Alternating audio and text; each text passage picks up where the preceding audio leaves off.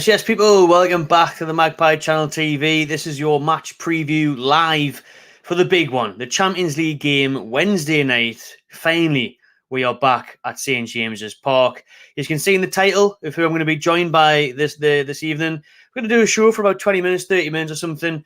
Hopefully, Ginola Jr. will be jumping in soon. He has got the link. He will be jumping the show soon. The son of David Ginola.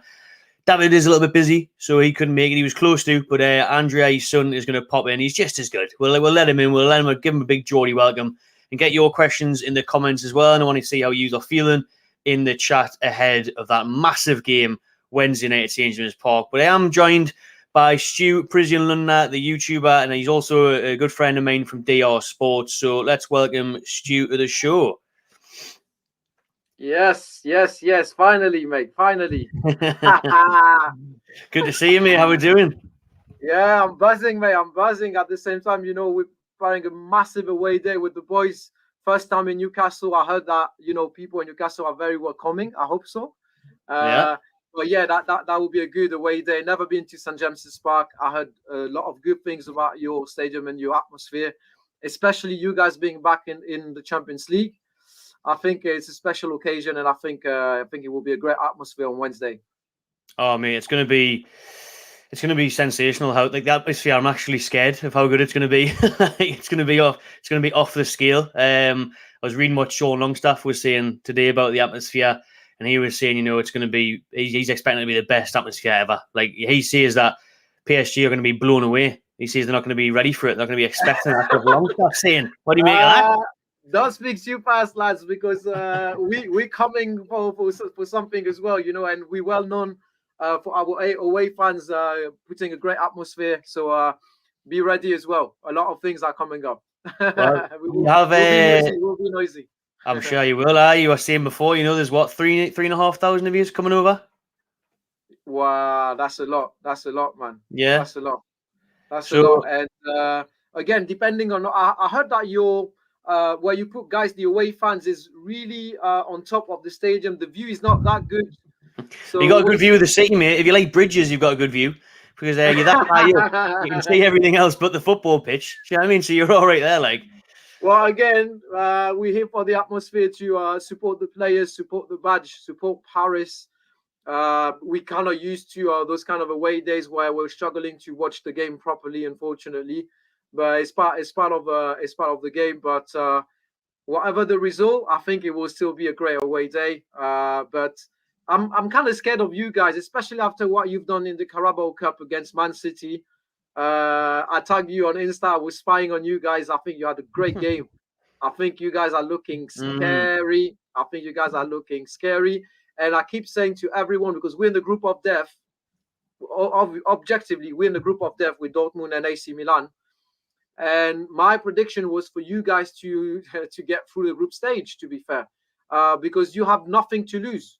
For you to play the Champions League, it's already a massive win. It's already something to celebrate. So when you are going and playing those kind of games, it's not like us with the pressure, because we've been in the competition for quite a while. We're going to talk about money in a second. Don't worry, we are oil brothers now. It's all good. But the pressure, I think, is more on us than you guys. That's why you will be a bit more relaxed. And if you are guys more relaxed, then you guys will be tough to play. Really tough to play. I think we will be relaxed because the atmosphere will strive the players on. They'll be. It's good that we've got the first game out of the way, I think, and it was good that it was away in a sense. You know what I mean? We've got that off our back a little bit now, and to get that really good point at the San Siro, it kind of set us up nicely. Do you know what I mean? It does set us up nicely, and fans have been waiting over 2 decades for this game, Stu, to be back here in that Champions League anthem at St James's Park. You are very much used to it now, but do you think how do you think PSG will approach that game when they come here? Will they just try and mute that out? Will they just try and get on with things on the pitch? Do you think that the fans will have a thing to say on this? From a fan perspective, I think there's always some kind of pressure to deliver in terms of atmosphere when you're going on an away day in England, because it's England, it's the country of football. You guys invented that sport, so there's always something around. We need to prove ourselves to the British, to the English, there's this kind of pressure. So from a fan perspective, we'll put on a great display, great show, and it will be a great atmosphere. But from a football perspective, we have obviously more experience of the competition than you guys. I think our squad, and I got rusted for a few seasons because I was the one screaming for Messi to leave the club, for Neymar to leave the club. I was craving and I was waiting for the end of Hollywood FC. I was waiting for the end of the Avengers. It was not making any fucking sense. Sorry about my French. What we had was completely all over the place from a football perspective. No style of play, no proper project, nothing. It was just adding just star players and selling kits, and we were pissed off about this. This season, it's different gravy, man. I'm telling you. I'm telling you, because the youngsters from the academy, such as Warren Zahir Emery, we brought back Colomwani, is from the Paris region. Obviously, we have a lot of football talent in the Paris region. Now we have Ousmane Dembele. I know he's a bit on and off and not really a reliable player, but still bringing a lot of pace on the side. And the connection of our front three. They play in the French national team, all three together. So for now, it's looking really good. Possession-based football, thanks to Luis Enrique, obviously. Barcelona style of play. And even if we fifth of the league at the moment, from a style of play, I think it's I enjoy watching us play this season way more than the previous season. So I think we will deliver, and I think we will see a great game of football. I was going to ask you quickly before we bring in, I can see Andrea Ginola is waiting there, so we'll bring him in a minute. Lastly, just Gonzalo Ramos, Newcastle were linked with him for a couple of years, tracked him closely. You signed him. How is he getting on? How do you rate his potential? He has this Cavani vibe as well. I like this. He's at the moment he's only kind of a super sub. He's not starting, but he's an amazing sub. I think he deserves more time, obviously. But he's a reliable striker. His positioning is unreal. He's on loan for 1 year. I don't know if we have an option to buy him, but I hope we will buy him. But I thought you had bought him. I didn't realize it was a loan, mate. 1 year option, 1 year loan, my friend. We don't know. We don't know if he will be staying at the end of the season. Big up to you, Ryan. Much appreciated. And yeah, let's see how it goes. But for the moment, I like his Cavani vibe. And if there's any striker injured, we can always count on him. Brilliant. Well, without further ado, we'll bring in our special guest. Here he is, Andrea Ginola, the son of Newcastle legend David. Andrea, thank you for joining us. Yes, hello, thank you. Thank you for having me. My good pleasure, to see you, bro. What are you doing there, mate? You look like you're on a roller coaster or something. Are you on a? I'm on the bus, mate. Going back home. I'm in Scotland right now. Oh, is it? Yeah. I'm caddying on the European tour, so there's the Dunhill in Scotland this week. So nice. It's a shame you went out there in Rome, mate, for the Ryder Cup. Some scenes there. Yeah. It was unbelievable, wasn't it? Yeah. Are you going to be here on Wednesday night? Are you coming to Newcastle for the game, or are you got too much work on? Unfortunately, it's going to be hard to make the first tee time on Thursday and be at the game Wednesday night. So I'll be watching it from home, but definitely be following it. And what about your old man? Definitely supporting Paris. No, I don't want to hear that. You should be wearing one of these. You should be wearing this. No. Sorry, lads. Unfortunately, I'm being rooting for Paris on this one. I've heard that I've heard through the grapevine, mate, that you're actually a Spurs fan as well, eh? Yeah. Big Spurs fan. I mean, I had to choose. I kind of had to choose when I was a kid, So obviously Spurs or Newcastle didn't stay much at Everton or Villa, so it was going to be either one of them. And I grew up for some reason loving watching Robbie Keane play as well up front for Spurs, and that just got me going. And I've been a Spurs fan ever since, also. So yeah. What about David? Is he up for the game on Wednesday? Is he coming back to the tune? Yeah, well, I mean, we had a chat earlier on the podcast with Stuart about it, and obviously both of his spells at both Newcastle and Spurs were very interesting on two different aspects. Like Newcastle, I think it was really like on a collective, like big achievements on the collective side of things. Almost winning the league, and they had a great team back then, and also his first couple of seasons in Newcastle. Tottenham was more of like a like where he got his biggest like personal achievements over there.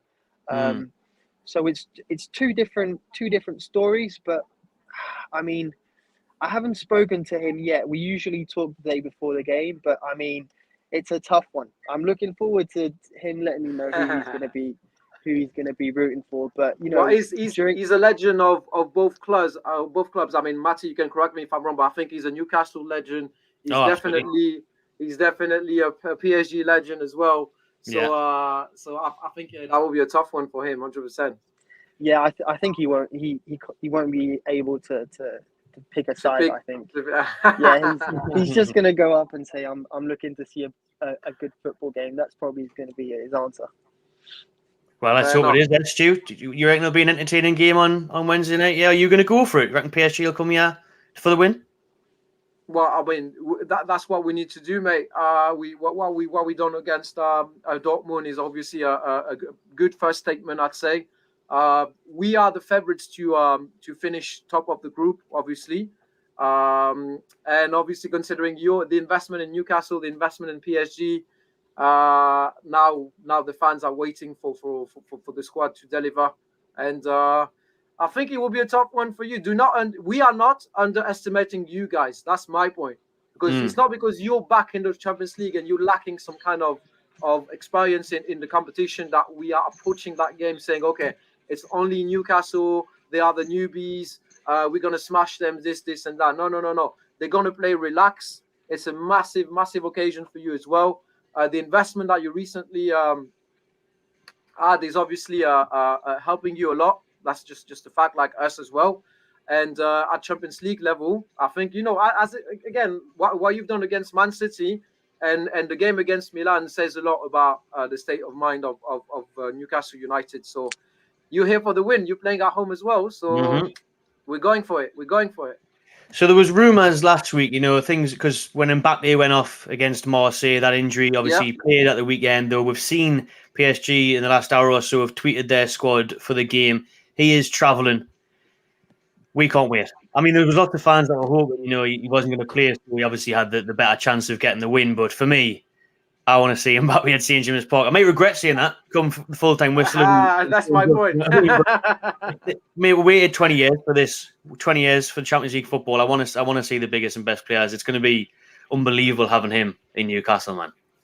No, I think again he's the man of the big occasions as well. I can't wait to play this kind of great, amazing, buzzing game. Atmosphere is going to be unreal as well. I have no doubt about this. And yeah, man, you should be ready because Mbappe likes the pressure and he usually delivers. So and I'm happy that our dear friend Andrea, because he's he's in Paris as well. He lives in Paris. I knew that he was about to root for us. So that's my man. I'm happy. Even if his dad cannot pick a side, at least the son is rooting for us. You need to get yourself to. Have you ever been to St James's Park, Andrea? No, I haven't yet. And I'm looking forward to it because last time I got on the phone with my dad, because he's been up there a couple times this year. Every year he goes there a couple times for work, and always tells me that the people up there are always welcome to having me anytime I want, which is unbelievable in my opinion. So I'd really probably want to go up and see a football game, take a couple mates that haven't really experienced the Premier League and English football, so definitely will go up there. But I'm looking forward to this game, especially you guys were talking about Mbappe, and I think that the past couple of years, the French media have been saying that he's not particularly delivering as they would hope in the Champions League. So I think every year he goes into the Champions League with this pressure, saying to himself, right, didn't do as great on a personal level last year, I need to deliver this year. And especially Neymar and Messi leaving puts, the team more on his shoulders. So I think it adds extra pressure, but like Stuart said, he's a man who likes pressure. So I'm hoping good things from him this season. But has Mbappe ever came up against someone of like Dan Burn? Do you know what I mean? He's never seen a Dan Burn in his life, so he's not going to know what to do. He's not going to know how to handle it. Just you wait. That's true. He's not used to the toughness of English football, if that's your point. I get that. and especially the English defenders. But he's a fast man. He's going to be too fast for the slow, physical English defenders. Don't worry, he's gonna sort this out. I'm not going to make myself a lot of friends, but after the game you put up against Milan, I'm not too worried going into this game. No? Oh, it's a different story at St James's Park, though, Andrea. It's going to be a different story, mate, with the fans behind us, with the atmosphere. Wait and see, mate. Wait and see. Yeah. Matti, I have a question for you. Are your fans preparing a special display for the occasion or anything? Oh, yeah, absolutely. So our fan group War Flags have been putting in a lot of effort behind closed doors. The hours building up to this game. So there'll be a big display there. I'm sure there'll probably be certain custom flags made for this one and tifo and everything. So it's going to be huge. It's going to be huge, mate. They want to really show, especially with it being televised across the world now, they want to show how passionate the fan base is. And tonight they've got a drone display above the stadium as well. Sella, our sponsors, they've got a drone display above St James's Park tonight. So that's going to be amazing. It's a huge occasion, mate. Like, it really is. Like, this is what fans have been waiting for so long, and now it feels like we're back. We're back in the big time, and we want to stay there. And I've also got a question for you, Matty. Obviously, getting back into the Champions League is something very important for Newcastle, especially since the new investors came in. So, are Newcastle going into this competition sort of mentality where you've pretty much got nothing to lose since it's your first year back in, or there's still a lot of pressure to deliver and still put up a good performance for this first year? I think the interesting thing was when the draw was made and you could see the reaction of the Newcastle media team and stuff. They were like, "Oh my god! Like, what are the chances of this getting PSG, getting Dortmund, getting?"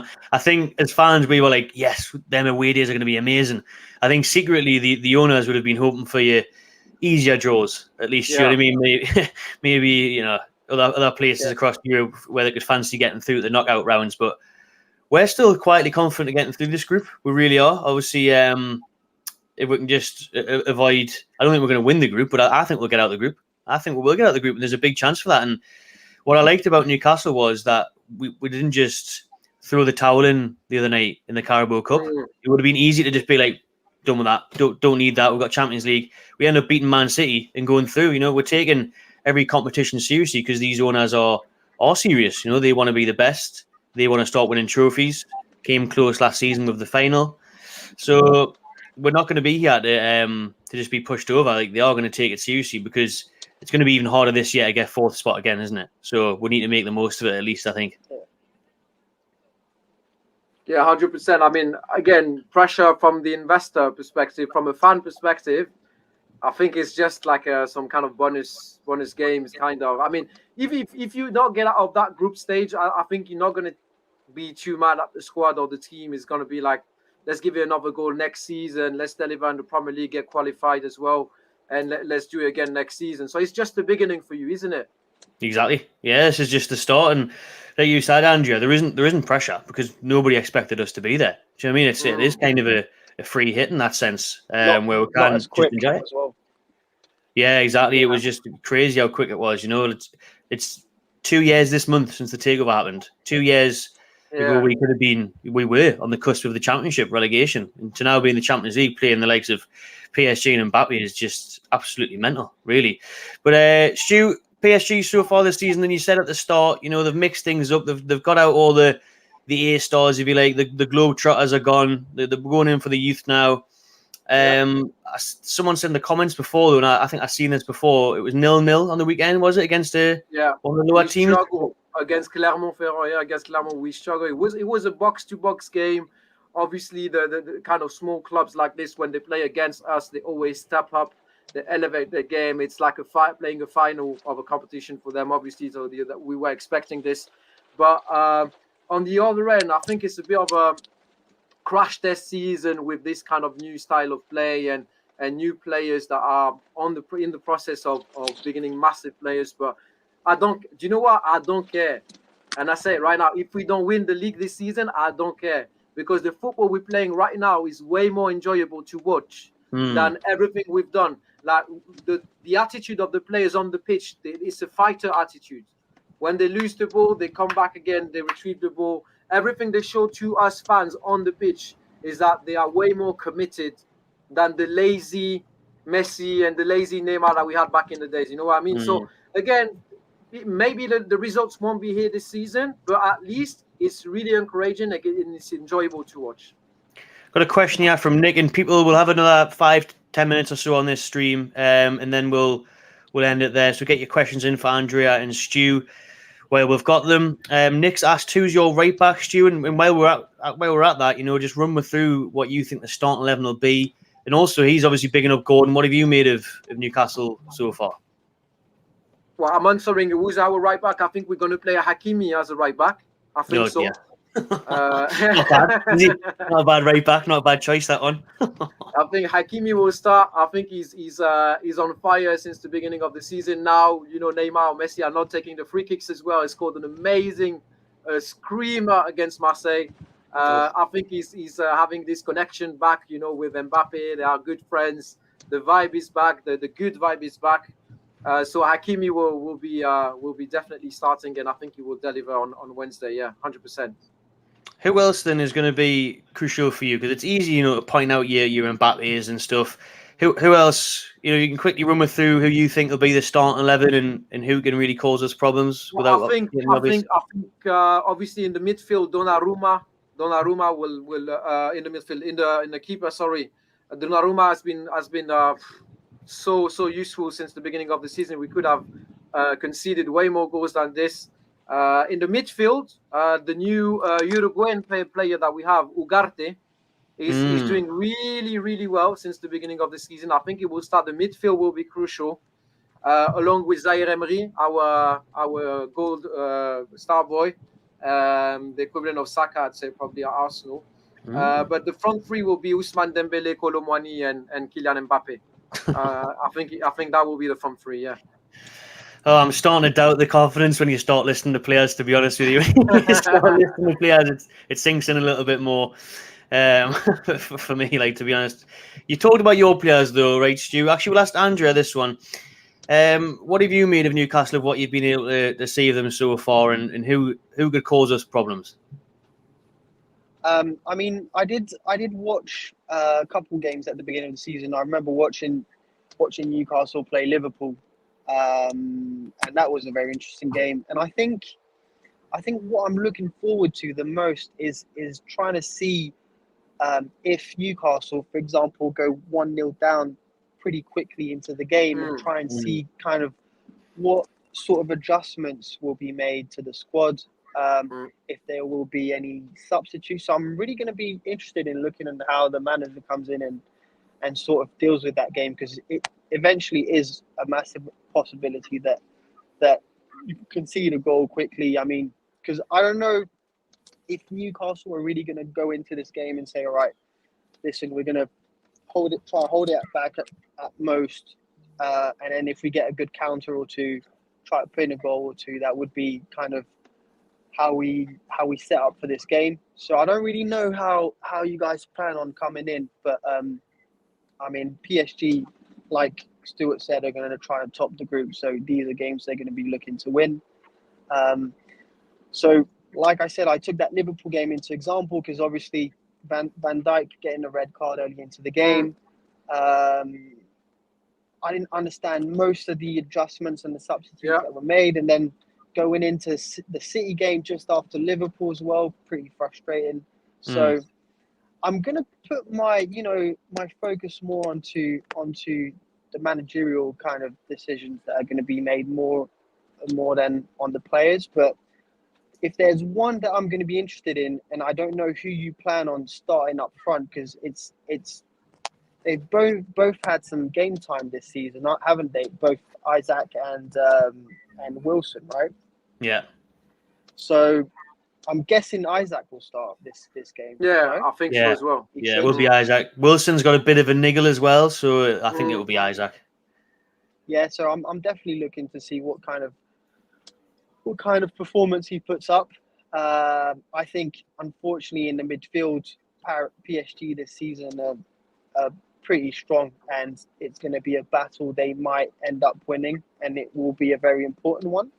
So I don't know. I'm really looking forward to see how Newcastle kind of go into that game, knowing that they come up against the PSG squad that is unbelievable, and you've got unbelievable squads like that in the Premier League for the likes of City and Liverpool. So you kind of know that those kind of big games. So yeah, that's what I'll be looking forward to.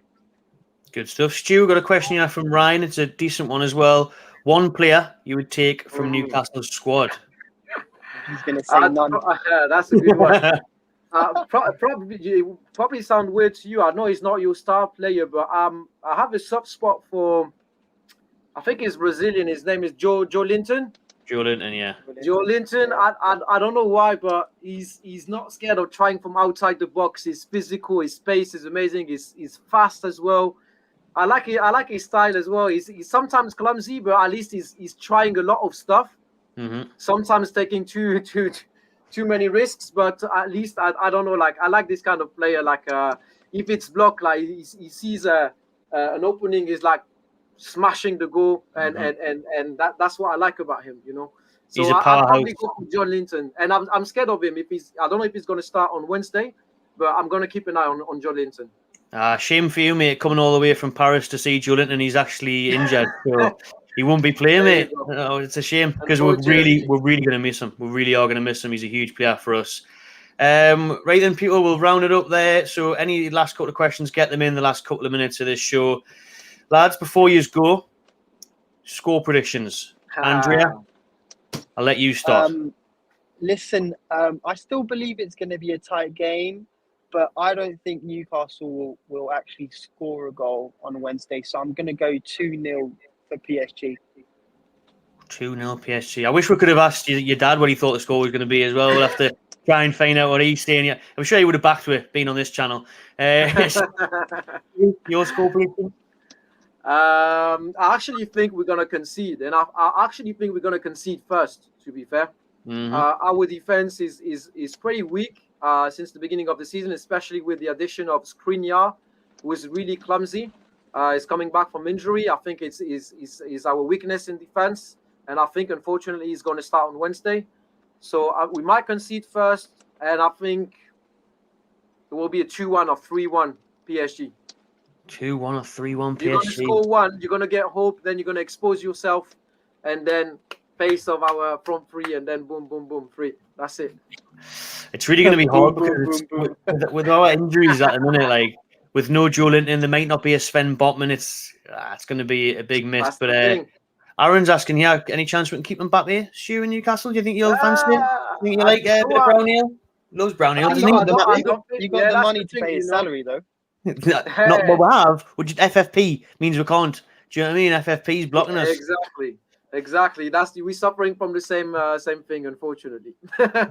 But no, I don't think if he's going to play Premier League, I think he will probably go for a I don't know, not Man City obviously, because now Haaland is the star striker, but probably maybe Man United. You never know. Probably. Yeah. If they couldn't afford his wages though right now, could they? That's for sure. I'll round it off then with some positivity for the fans. Obviously, most of them are Newcastle fans in the chat. Mr. Ginola doesn't think we're going to score a goal. Stuart thinks they're going to win 3-1. They're in for a surprise, people, aren't they? They have no idea what they're in for. Telling you now, it's going to be 2-1 Newcastle. 2-1 Newcastle on Wednesday night. Let's go. Okay. Yeah? Let's go. We'll wait and see. But it's going to be good. Andrea, thanks very much for joining me. I wish you were coming up on Wednesday, but next time, mate, you have to get yourself to St. James's Park. 100%.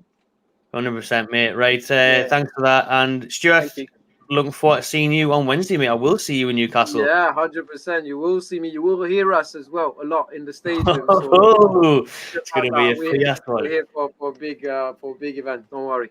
Mate, I can't wait. Bring it on. Right. Thanks very much, lads. Appreciate your time. Cheers. Thank you for having me. Thank you. Have a pleasure, mate. Bye-bye. Ale Pari. There we go then, people. Thanks to Andrea and Stuart there for joining us on the stream. I hope you enjoyed that one. Thanks to everyone in the chat. Drop your score predictions in there as well. Get the comments in if you haven't already. Give this one a like and subscribe to MagPie Channel TV. Check out Stuart and Andrea on Instagram as well. I'll put their links in the description. And see you on the next one.